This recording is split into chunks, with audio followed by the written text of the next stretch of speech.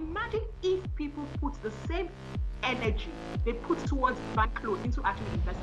There's nothing wrong with putting out a savings account where you say this particular account is for my retirement. It's a must to manage your personal finances. I like to say that money gravitates towards value. Wherever there is value, there will be money. So if you've not started saving or investing, or if you have not even started earning, please start now. It's our Finance Friday segment. In anything you do, have it in mind that you need to spend, you need to save, you also need to invest.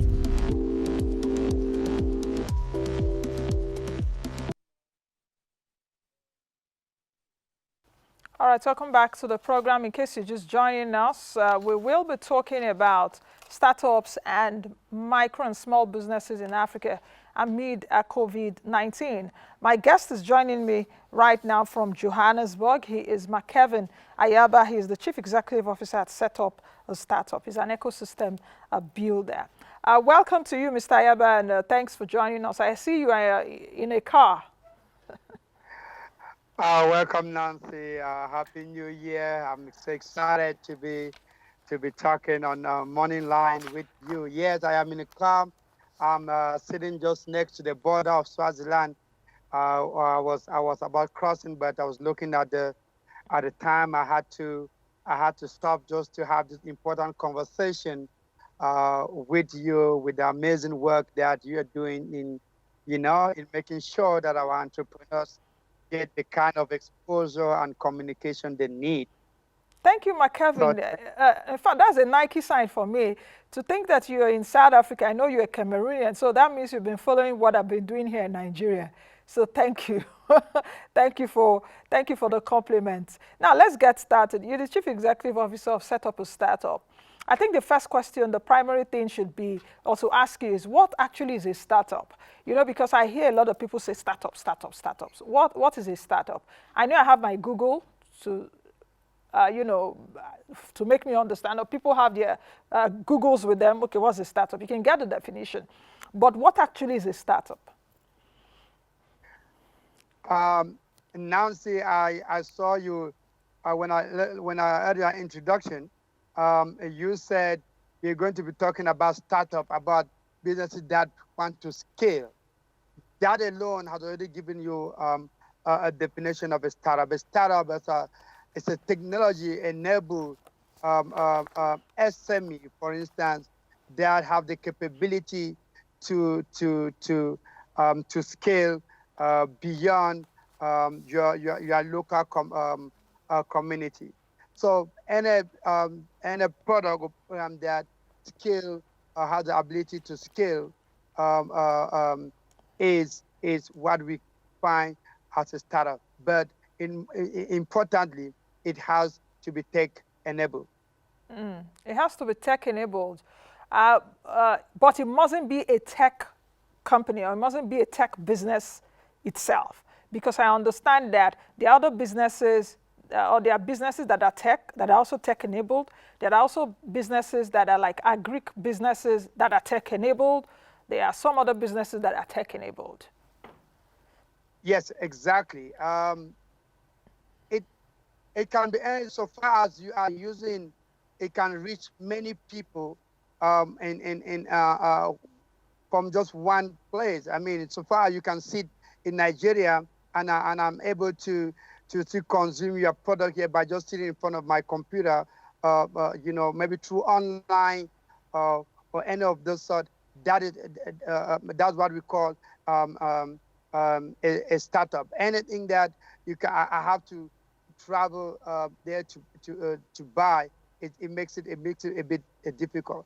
So whether it's an agricultural business, so far that's why you call it agri-tech, or whether it's a finance business, like now we sit and be able to, we can send money anywhere just from sitting. That is financial. We don't have to go to the bank anymore. Those are the kind of discussion when we start talking about startup. That's what we meant. Okay. If you're taking a look at the capital of startups, do they fall within a category for it to be categorized as a startup?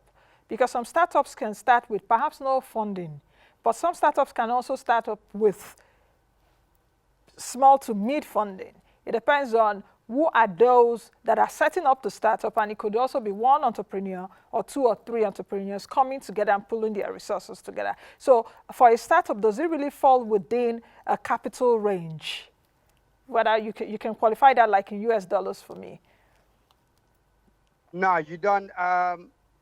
For a startup, you don't have to. We are not qualifying from a capital range. Just like you mentioned earlier on, there are some startups that that don't require a capital, but they have the idea. They sit back and build what they call a minimum viable product, an MVP, and then it's only when they can now want to scale or now take it to the market where they can then present that MVP or minimum viable product to investors for funding. But they have already built that build that product. But there are also a startup that require capital.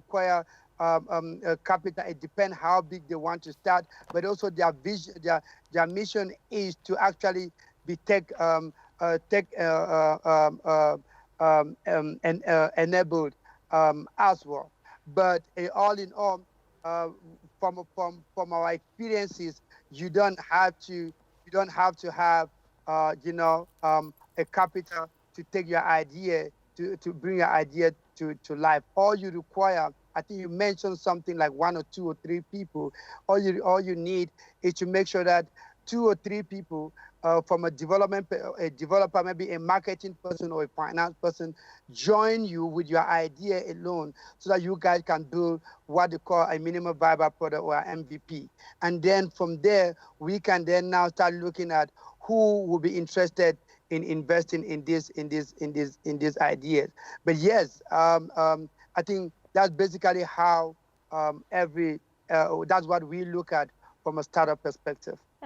So is it anyone perhaps in Africa that comes to you with a startup idea that you think is worth investing in, or that you think you can actually get investors to invest in that person's business? What are the key things you look at when someone comes to you with an idea? I want to set up a business. This is the kind of startup idea I have. What are the key components to look out for? First, you look at whether the idea has a market.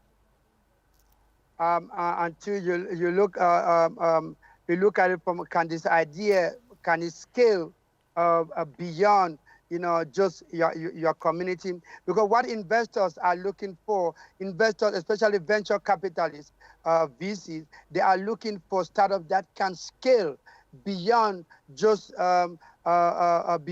Nigeria, that can scale within West Africa, possibility of going across Africa. Because investors, I mean, they are investing in something that will make them a lot of money. So the critical thing they will be looking at is, first, who are those behind this startup? That's why team is very crucial. Second, is this would this startup scale beyond? And third, does it have a market? So from us as set up a startup is we've developed a platform that actually help entrepreneurs to validate their ideas. You don't just take an idea to an investor, but you make sure that these ideas have been validated before you start taking out there to investors.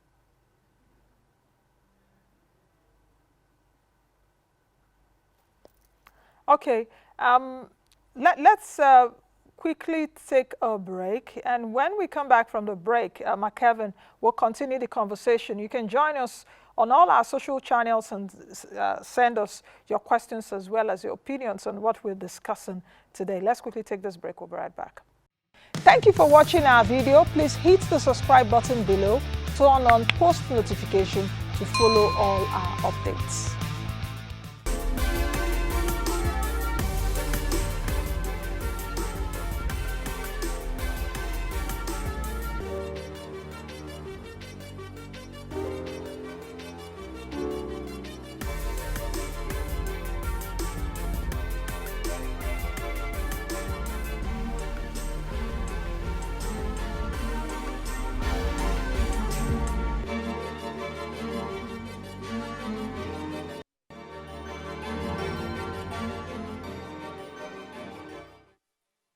All right, welcome back. In case you're just joining us, it's still Moneyline with me, Nancy Naji, and we're looking at startups as well as micro and small businesses, perhaps the outlook for 2021. And if you have been watching the conversation in the last few minutes, I guess you must have taken a lot of nuggets. McKevin Ayaba is still with me. He's the Chief Executive Officer at Set Up a Startup.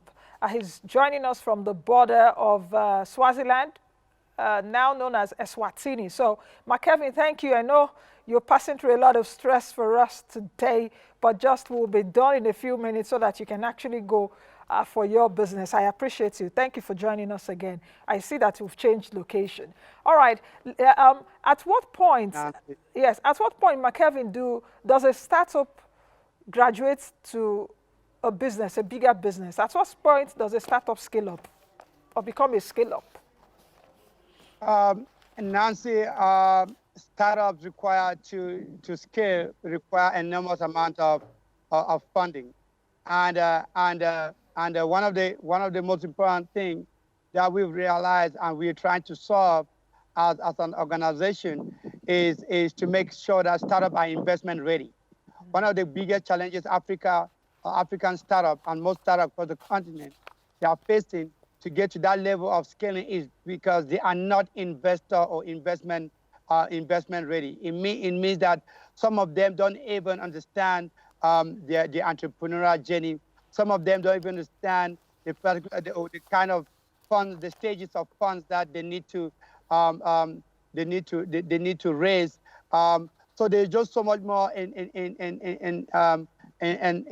that journey. So the first thing first that we advise entrepreneurs or startups is to make sure that their investors, they connect with good mentors and coaches and advisors so that they can build them up and build their due diligence, and then they can also they are also able to present their startup from a pitch perspective. Once that is done, we are sure that they will get the kind of investment that they need. But at the same time, Nancy, you have to be resilient. You have to be patient. There's a lot of investment in our continent. I mean, you look. We just saw is the Kenyan startup that got investment of 85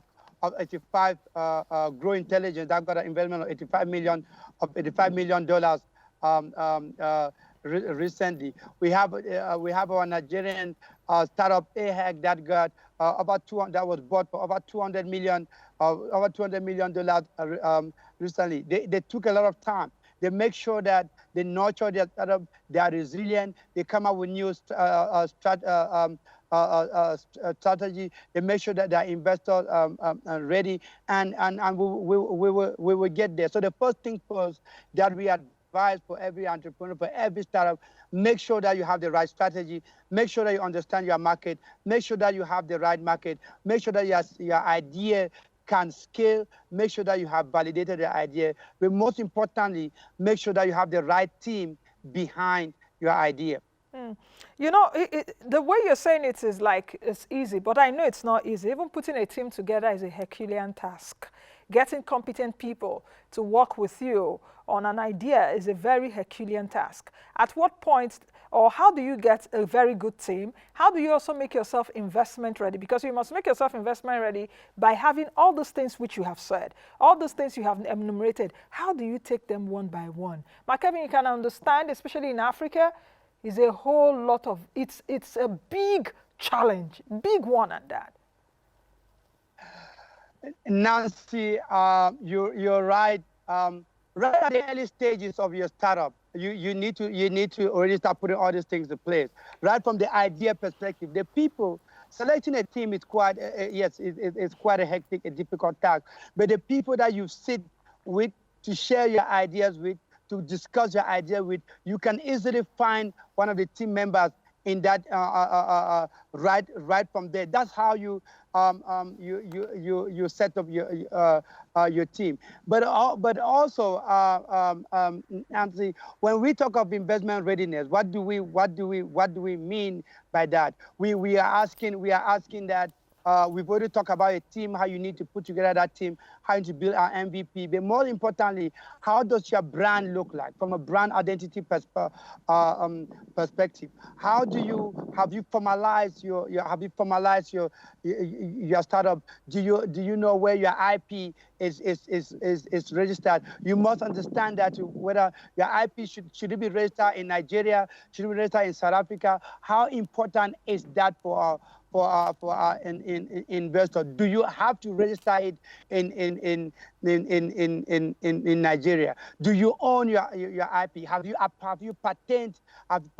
Do you have the patent? But at the same time, you go through that journey of getting to the point where we call a due diligence. Once you are able to put all the documents together for investors to invest in your startup, that is when you are now confident that investor will definitely be knocking at their door, because these are the challenges. That's where you get to what we call an investment ready. When your due diligence, when all your paperwork, when you understand all this journey, when you understand where your startup is, like I said, some of the challenges is that some startups don't even know what funds they are raising. They don't even know whether they should go for a VC, a venture capitalist, or they should go for a crowdfunding, or they should go for an angel investor. They don't even know the stage at which their startup is, whether they are raising a seed fund, whether they are raising a Series A, a Series B fund, a Series C fund. They don't even know whether their business is a B2B or a B2C or B2B and B2C. So these are all the things that they will uncover as they get themselves to be investment ready. And that's one of those things that as an organization, as set up a startup, we do to make sure that our startups are investment ready and we place them in front of investors. But most importantly, one of the sad things that we have realized from me judging over 300 startups across the world is that we have not even been able to push together our pitch deck. That one is really difficult. How to pitch to investors is critical. Yeah. Where to start, you know. Yes, I think you just hit a nerve. And I'll take you up on that. McKevin, let me take you up on that in terms of even pitching to investors, because I watch Drago's Den. What's the other program in the US? I think they have Shark Tank. Yes, where you see a lot of entrepreneurs pitching to billionaires, millionaires in US dollars to invest in their business. What are the skills that you've got to learn as you pitch to investors? In fact, I was watching Drago's Den just about 2 days ago in the evening, and you know, you will see the investors, they have good ideas. I see a lot of these good ideas. But you see that when they come in front of investors, they're already shaking. They have already high BP comes. Their blood pressure goes high. What kind of skills? I know you would have spoken to a lot of, startup idea owners and all of that. What kind of skill should you possess to be able to pitch to an investor? First thing first, you need to practice your speech. Practice is like you've never practiced anything before. We've even seen it. If you are recruiting, you even see that there are even people who send their CVs and they don't even know much about their own CVs. Practice and practice and practice and practice. Another thing also is look among your team, look in your group who can speak, who have the courage, who can speak better.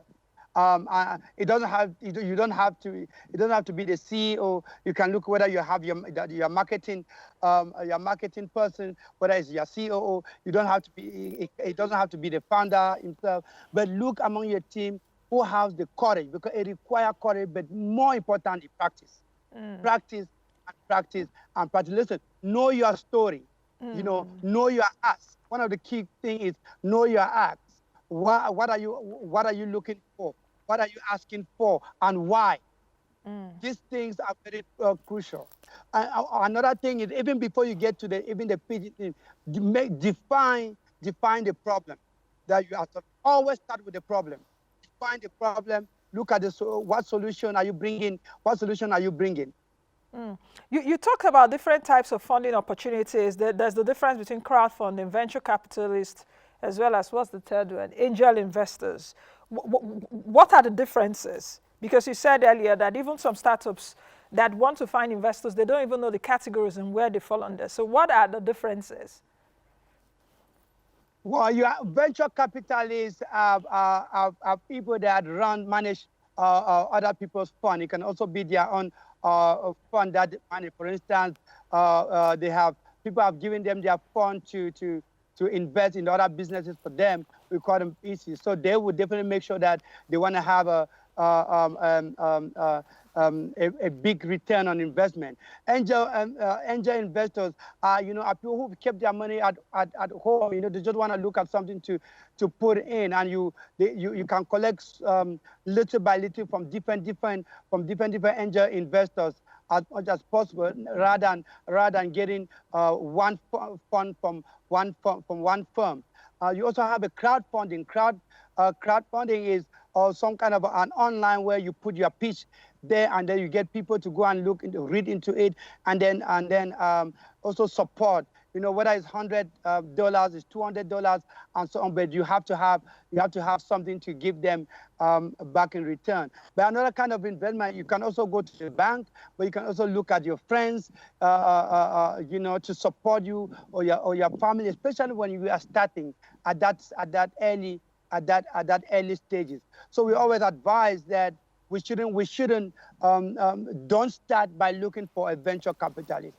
Always start your business by talking to your friends, by talking to your family, by looking at crowdfunding. Because when you start going into venture, you are sure that you are now looking into really scaling into a big amount of funding.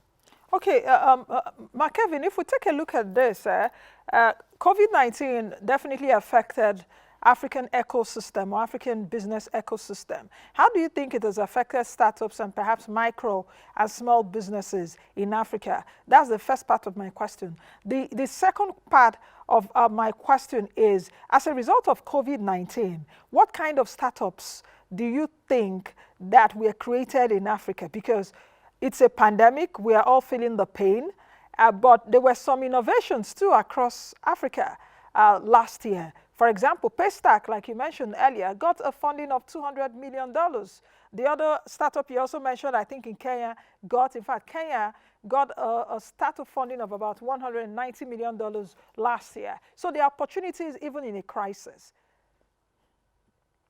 You nailed it there. In every crisis, there is an opportunity, and I would say, we've been in this space for quite some time. Our startup has been so hesitant in going online, in doing business.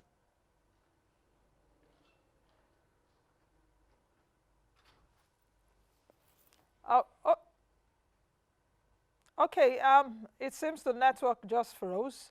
Let's take a break and see if we can reconnect with McKevin Ayaba again so that we can conclude the interview. We just have a few minutes to the end of the show. But use this break to connect with us on all our social platforms. You can go on Facebook. You can find us there. You can also go on YouTube, our channel on YouTube, Moneyline with Nancy, where you get a lot of great resources where you can educate yourself. They say knowledge is power. It's not only through books. You can watch shows like mine. You can listen in. Even if you don't watch the show live on television, we are all on your platforms, on your phone, on your iPad, and everywhere. You can, in your own spare time, watch again and digest everything we have said. And definitely you get one or two nuggets. Let's quickly take a break. We'll be right back.